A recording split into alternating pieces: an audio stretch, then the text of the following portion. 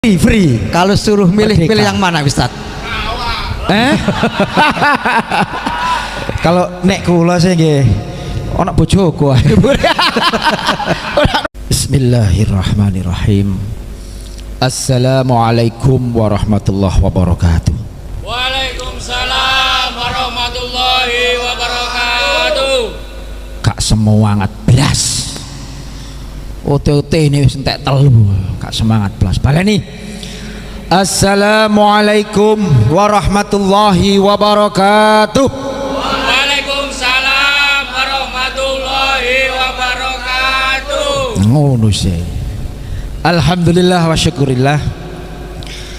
Ingkang kula hormati, pembukaannya langsung melok wingi-wingi sih. Karena ini temanya kebetulan tema yang penting yang dibutuhkan di era zaman sekarang ini. Era milenial jarene Ustaz Ulil wau. Bisa aku ngoten. Tema kita pada malam hari ini adalah mendidik anak secara Islam di era milenial. Bahasa kerennya di akademik nih, teng sekolah, teng kampus, di sekolah-sekolah saat ini itu ada itu. Di sana juga banyak bapak ibu guru parenting, ngoten Ustaz. Ngoten Ustaz Lil. Parenting secara Islam. Karena ngeten Ustaz, di masa sekarang ini kami banyak yang guru ini, ya Allah, prihatin sekali. Sebetulnya banyak anak-anak pintar itu, tetapi kurang sekali pengertian adabnya. Insya Allah semua juga sudah pada mengerti. Contoh bulan puasa saja, Ramadan.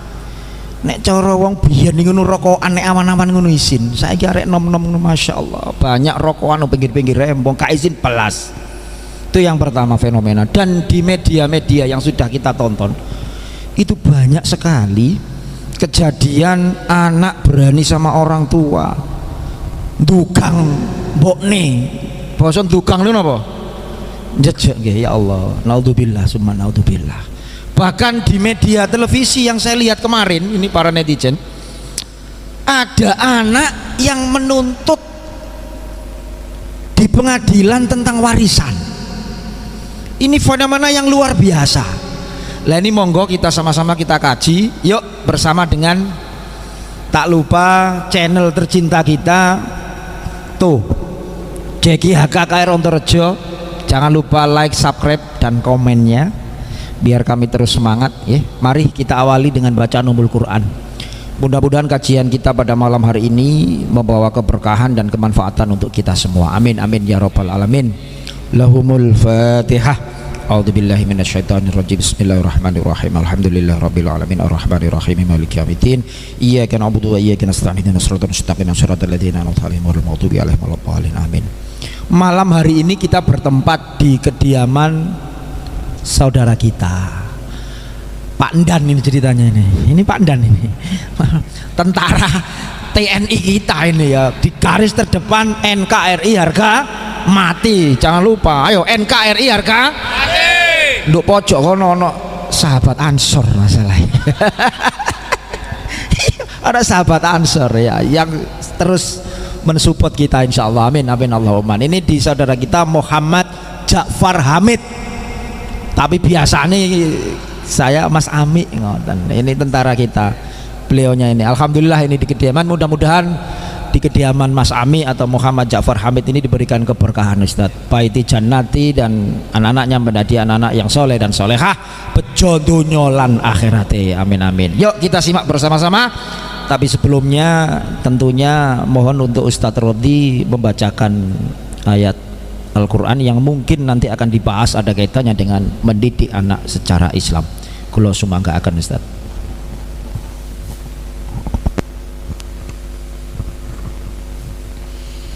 Assalamualaikum warahmatullahi wabarakatuh. Waalaikumsalam warahmatullahi wabarakatuh.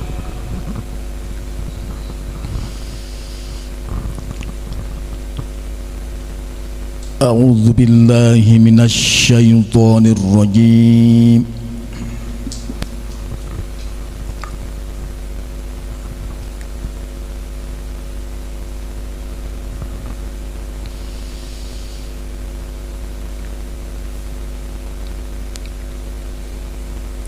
Bismillahirrahmanirrahim.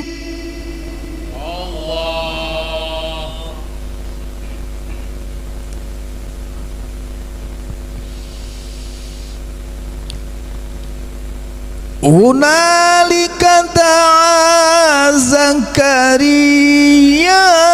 rabbahu qala rabbi habli min ladunka dzurriyyatan thayyibah.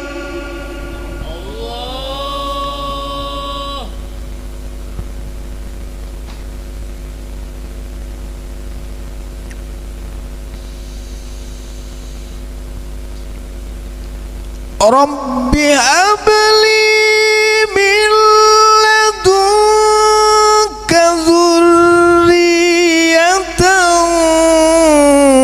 thayyibatan innaka sami'ud du'a.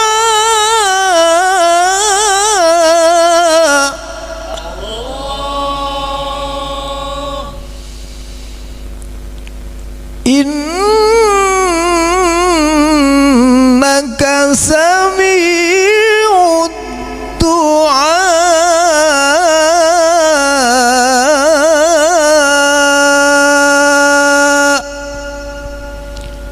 Sadaqallahul azim.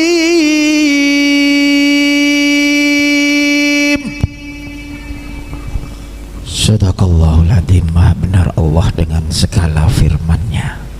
Langsung mawon niki Ustaz Fauzi Ghafur, mendidik anak secara Islam. Monggo diawali riyen. Sholawat nggih, sareng-sareng nggih, cek semangat nggih. Allahumma sholli ala sayyidina Muhammad.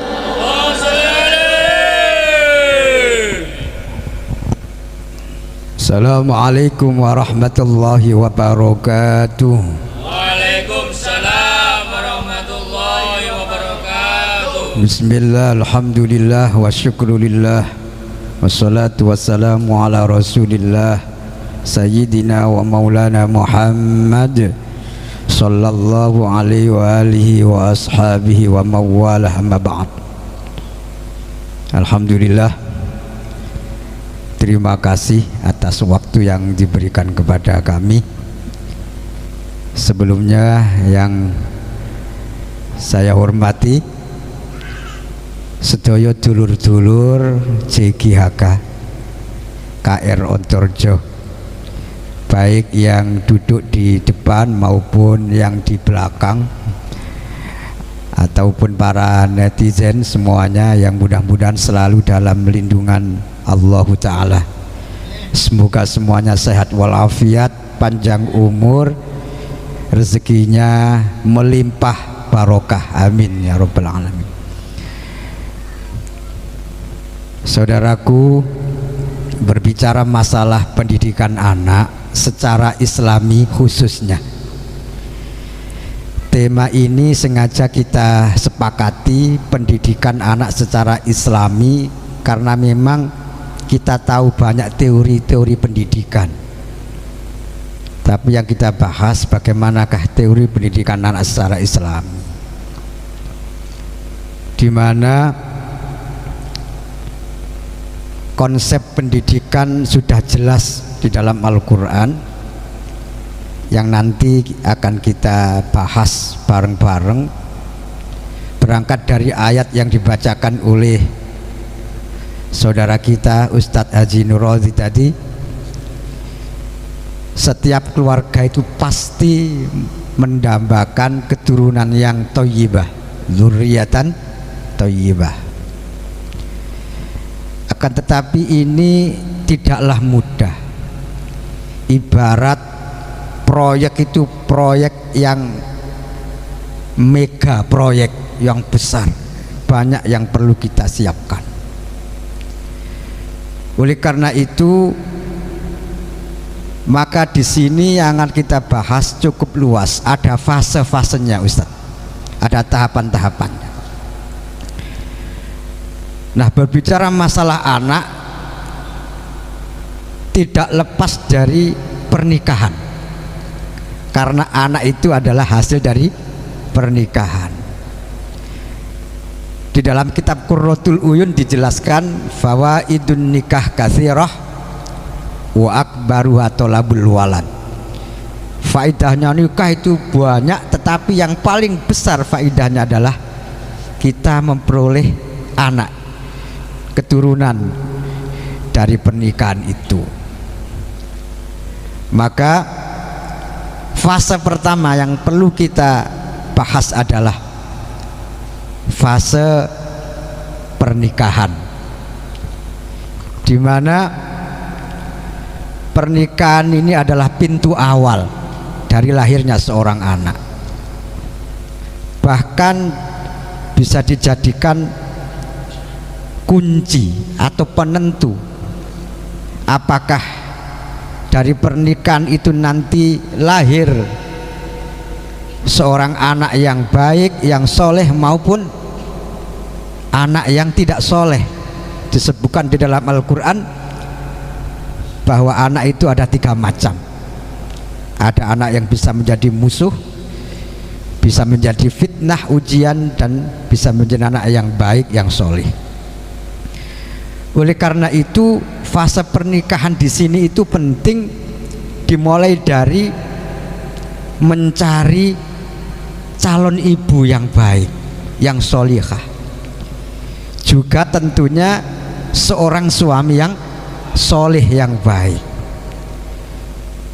Bagaimana mungkin lahir seorang anak yang baik kalau bapak ibu yang mboten baik? Sebagaimana Allah berfirman di dalam Al-Quran surah Nur juz 18 yang akan dibacakan oleh Al-Ustadz Ulil Saumah.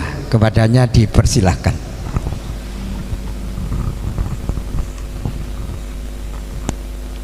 أعوذ بالله من الشيطان الرجيم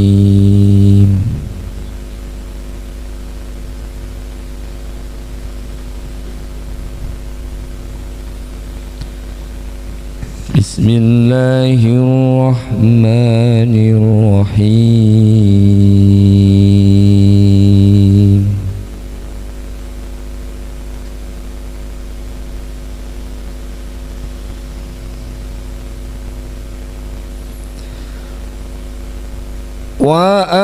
وأنكحوا الأيام منكم والصالحين من عبادكم وإمائكم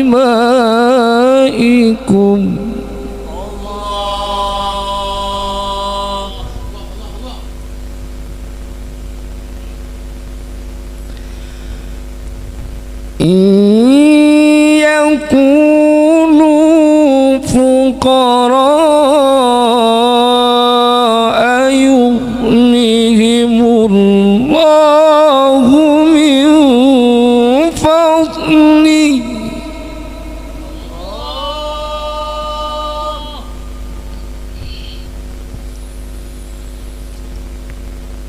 والله واسع عليم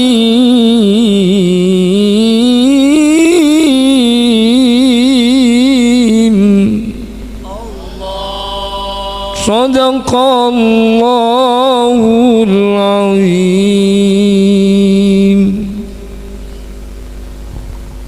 Alhamdulillah, terima kasih Ustaz. Saudaraku, dalam ayat ini jelas Allah perintahkan kita kalau mau nikah cari ayama. Ayama itu adalah perempuan yang sendiri, baik janda maupun masih perawan ting, apa perawan tinting ya, single. Ojo sampai ono sing wis duwe. Itu ya. Sing single, yang single baik janda maupun yang ya Perawan. Free. Kalau suruh milih Merdeka. yang mana Ustaz? Kalau nek kula sih nggih ana bojoku. Ana bojoku. Gak wani kula Ustaz jawab. Gak jawab. Wis tuwe kok. Lanjut. Jadi intinya satu, status jelas harus sendiri. Yang kedua adalah min ibadikum, ayama min ibadikum wa imaikum. Artinya adalah cari yang soleh atau solihah. Ini syarat pertama, dan ini tidak mudah, apalagi zaman era milenial ini. Wajah yang min saja bisa menjadi plus, ya kan?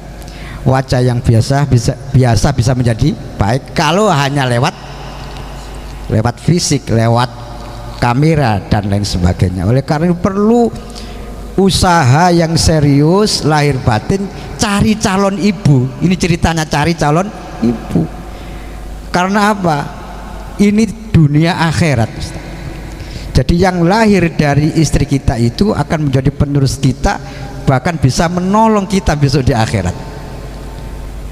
Oleh karena itu fase pertama harus cari calon ibunya anak-anak yang solihah, atau kalau perempuan cari abinya anak-anak yang solih. Ini penting.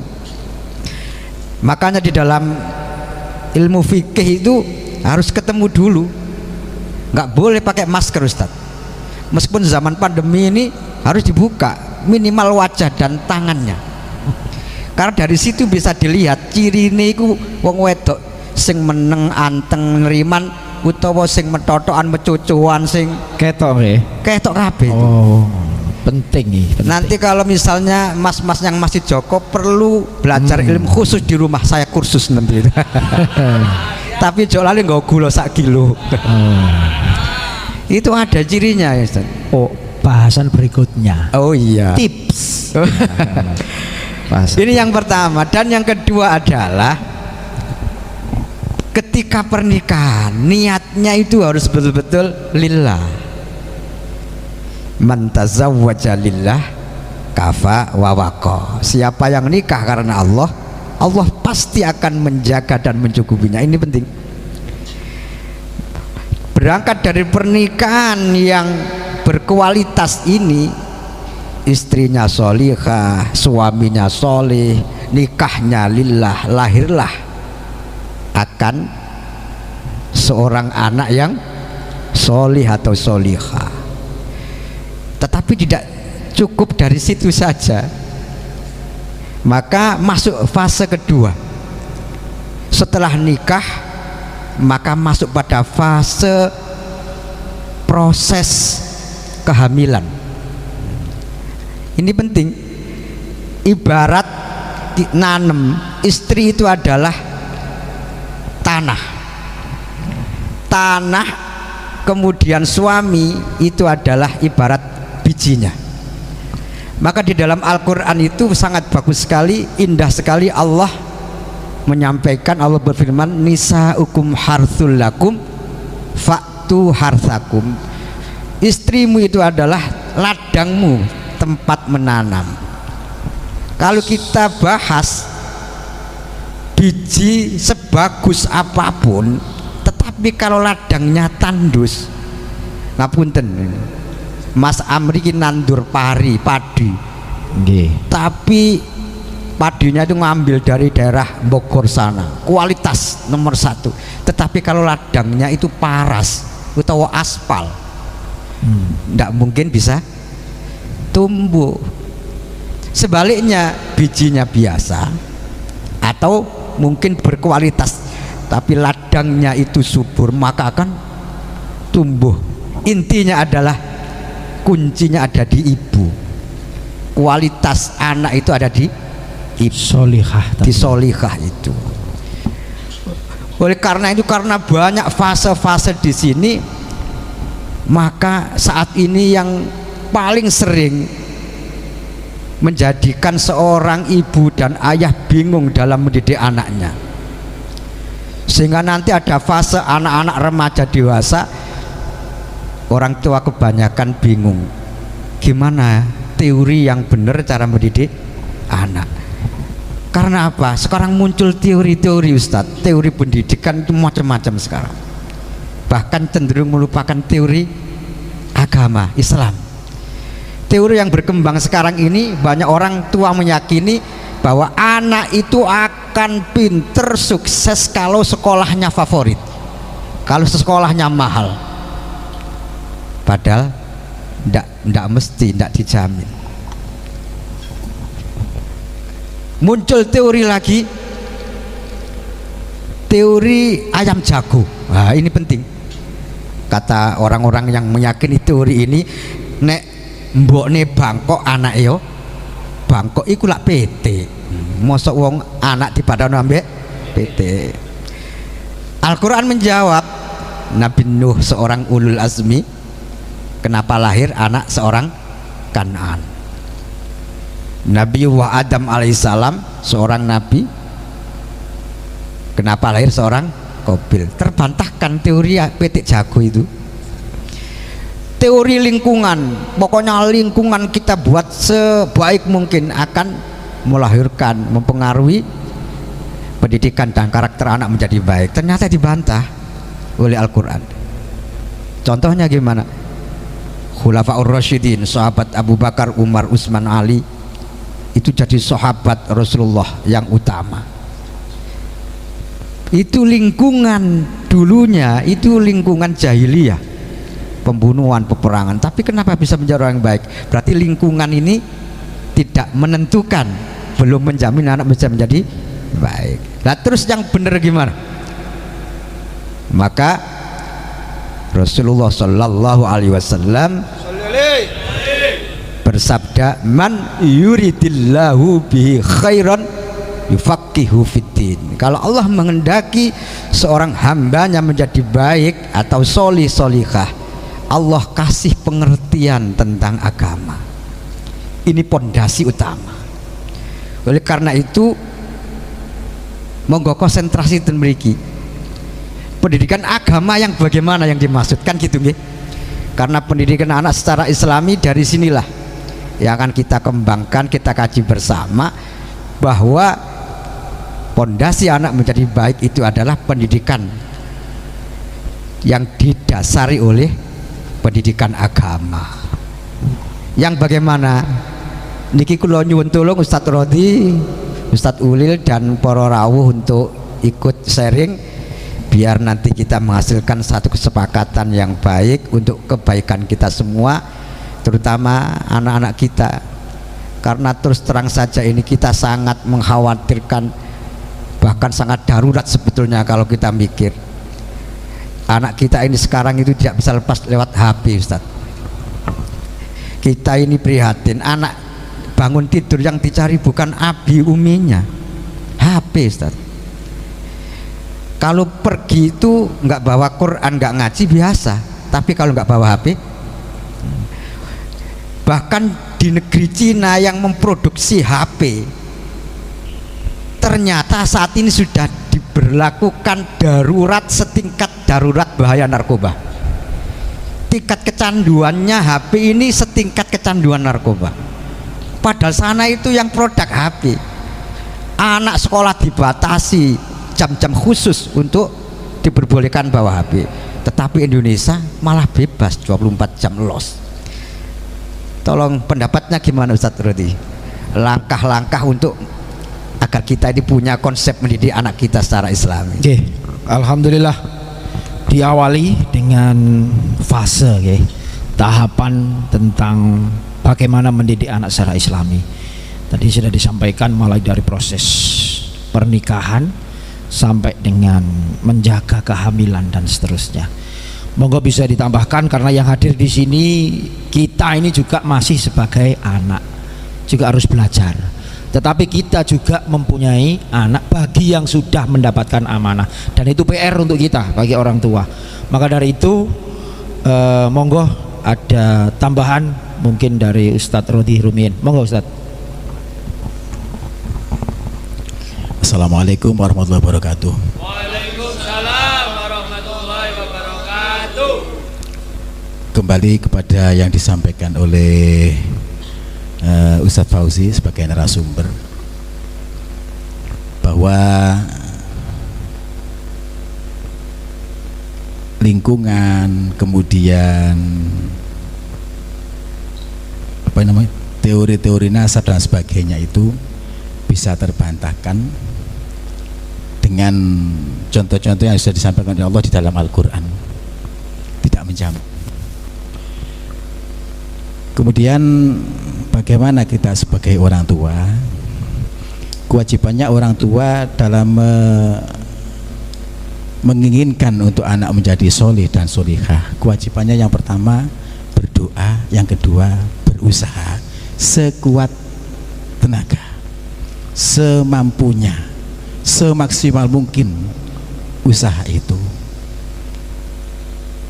Kenapa seperti itu? Kalau saya ngamati dari hadis yang disampaikan oleh Ustadz Fauzi tadi, man yuridillahu bihi khairan yufaqihu fiddin. Jadi keberadaan anak yang soleh, anak yang solihah itu, kalau kita merujuk dari hadis itu, adalah merupakan satu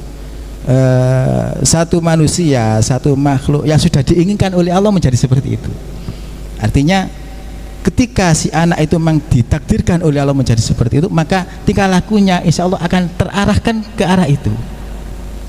Yuridil diinginkan nanti, diinginkan oleh Allah. Tetapi apapun yang terjadi dengan teori-teori itu, kita kembali pada teori Al-Quran yang sifatnya universal, tetap berlaku sepanjang masa, dengan contoh yang bisa disampaikan oleh Allah melalui seorang hambanya yang sangat alim, yang beliau bernama Luqman Al-Hakim. Jadi dalam pendidikan anak secara Islami yang disampaikan oleh Allah dalam Al-Quran dengan contoh Luqman Al-Hakim, yang pertama adalah mengenalkan anak itu kepada ketauhidan kepada Allah Subhanahu wa taala. Itu yang pertama. Mulai ketika dia lahir diadani, itu ketauhidan. Contohnya seperti itu. Jadi mengenalkan tauhid kepada Allah dengan satu firman Allah, ya bunayya la tusyrik billah, wahai anakku janganlah engkau menyekutukan Allah, innasyirka la dzulmun azim, bahwa menyekutukan Allah itu merupakan dosa yang sangat besar. Itu yang pertama, mentauhidkan. Kemudian yang kedua, mengenalkan anak kepada pendidikan akhlak. Pendidikan akhlak atau tata krama, atau yang sekarang dikenal dengan sebutan karakter di dalam sekolah itu. Karakter yang pertama adalah mengenalkan anak untuk berbakti kepada orang tuanya, berbakti kepada orang tuanya. Itu karakter anak. Setelah mengenalkan ketauhidan, kita kenalkan pada pendidikan akhlak kepada orang tuanya dengan contoh-contoh yang bisa disampaikan. Kemudian yang ketiga adalah memberikan pada pemahaman anak, janganlah kita itu di dalam hidup di dunia itu bersikap sombong. Itu kalau menurut contoh yang disampaikan oleh Allah melalui hambanya, yaitu Luqman Al-Hakim. Wala tusairu khaddaka lin-nasi wala tamshi fil ardi maruha. Jadi kalau ayat itu kita sampaikan kepada anak, kalau kita dalam bahasa Jawa kan bersikap sombong. Jadi setinggi apapun masih ada yang lebih tinggi di atas langit. Bahkan ada satu peribahasa, sak dukur-dukure gunung, ya, sak dukur-dukure gunung jek tetep duker sukete. Nah, iki penting. Iki cirine Ustaz Rodi ngene iki, ana sing Jawa-Jawaan iki lho, sak dukur-dukure gunung Jek dukur sukete. gunung sing ya apa iki? Wis pokoke gunung. Beda. Arek nom-nom iku beda pemahaman nek gak dijelasno. Gunung iki temen lho iki lho ya. Iya. Gunung lho temen lho iki lho. Artinya Ono sing di bawah 17 artinya tahun. gunung-gunung yang berada di Cek dukur sukete. Masalahnya suket cukul nang Cek dukur gunung. gunung. Niku nek suket, nek cukul lintune. Nah, Lanjut. itu artinya Lanjut. sikap sombong itu dihindarkan sekali. Kenapa? Karena Intinya gak oleh sombong Gak Ustaz oleh Mono. sombong. Oh, Kalau oke. Al-Qur'annya wala tusairu khotakalin nasi Nggih, wala nggih, tamshi nggih. fil ardi maroka. Melaku gawe sekalian danga. Dipesan sederhana, dukur-dukure gunung nak, cek dukur sukete. Artinya Suket gitu. loh ya. Meskipun itu dianggap sebagai satu, kan suket itu dianggap sebagai satu tanaman yang pendek, tapi Nggih. kenyataan di atas gunung dia bisa tumbuh, Dia cek dukur tumbuh. sukete. Nah itu Gecek-gecek. seperti itu. Ya ini merenung ya sama. Mungkin kita tunggu nanti Yai Asy'ari kira-kira nambah ya apa? Nanti Yai. Sik. Ngono mikir gono. Tenang Yai, tenang. Nggih. Ayo terus Larangan lanjut. untuk bersikap sombong. Nah, dari ketiga yang sudah kami sampaikan itu bisa terbentuk, bisa diarahkan dengan mudah ketika anak tersebut setelah mengenal tauhid, akhlak, itu bisa diarahkan dengan pendidikan ibadahnya kepada Allah, khususnya sholat 5 waktu. Kenapa? Karena dengan sholat itu merupakan satu bentuk penghambaan seorang manusia kepada Allah. Iya, merendah kemudian dan sebagainya. Itu kiranya itu satu tambahan sedikit dari saya. Matur suwun. Assalamualaikum warahmatullahi wabarakatuh. Waalaikumsalam. Alhamdulillah. Kinse. Tak delok kok wadem ayam. Iki butuh semangat. Sik ngombene. Ayo tombe sik, cek gak ngantuk. Monggo Ustaz. Yai, pundi lho kok Yai ini tiap pedak tok ngene nek mbek tuan rumahe. Mas Ami iki. Sik, Mas Ami biar menyiapkan Pak Bapak Abaudi, monggo kecik. Mas Ami cek tuan rumah sibuk nyiap no. Monggo ini Bapak PJ kepala desa. Nanti kita juga harus menambahkan sesuatu nanti tentang mendidik anak. Monggo pinarak riyen. Sekarang Ustaz Tulil, posisi sholawat cek rodok rame Ustaz. Sholawat nggih, ayo ya ngerok-ngerok double bayarane. Bayarane akeh kira. Yes. Ayo. Posisi vokalis ditoto vokalis posisine. Monggo Ustaz Rozi. Ayo ngene vokalis tetap iki rek. Pasangane gak ono sayangane iki. Iya, lara grogo jarine. Allahumma shalli ala Muhammad. Allahumma shalli alaihi